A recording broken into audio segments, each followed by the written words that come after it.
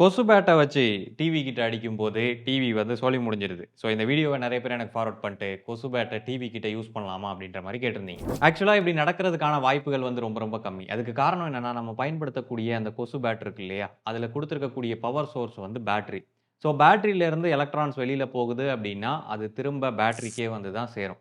So நெறைய பேர் பயப்படக்கூடிய விஷயம் என்னன்னா, நம்ம டிவி கிட்ட கொசு பேட்ட பயன்படுத்தும்போது, இதிலிருந்து ஸ்பார்க் டிவிக்கு ஜம்ப் ஆயிருமோ அப்படின்னு சொல்லிட்டு. பட் ஆக்சுவலா அப்படி நடக்காது. அப்ப இந்த வீடியோல மட்டும் எப்படி டிவி சோலி முடிஞ்சது அப்படின்னு சொல்லி கேட்டீங்கன்னா, இதுக்கு 2 முக்கியமான காரணம் இருக்கு. ஒண்ணு வந்து இஎம்ஐ எலக்ட்ரோ மேக்னெட்டிக் இன்டர்ஃபெரன்ஸ் அப்படின்னு சொல்லி சொல்லுவோம். ஸோ அந்த மாதிரி டிவி கிட்ட வச்சு நம்ம ஸ்பார்க்க ஏற்படுத்தும்போது, இந்த ஸ்பார்க்னால உருவாகக்கூடிய இந்த ரேடியோ ஃப்ரீக்வென்சி வேவ்ஸ் அந்த எல்சிடி பேனல்ல இன்னொரு வோல்டேஜ் சோர்ஸ கிரியேட் பண்ணுச்சு அப்படின்னா, அந்த எல்சிடி பேனல மொத்தமா டேமேஜ் பண்றதுக்கு வாய்ப்பு அதிகம். 2வது பாயிண்ட் இந்த வீடியோல கவனிச்சீங்கன்னா தெரியும். அவர் டிவி மேல உட்கார்ந்திருக்கக்கூடிய கொசுவ அப்படியே ஒட்டி வச்சு அடிக்கிறாரு.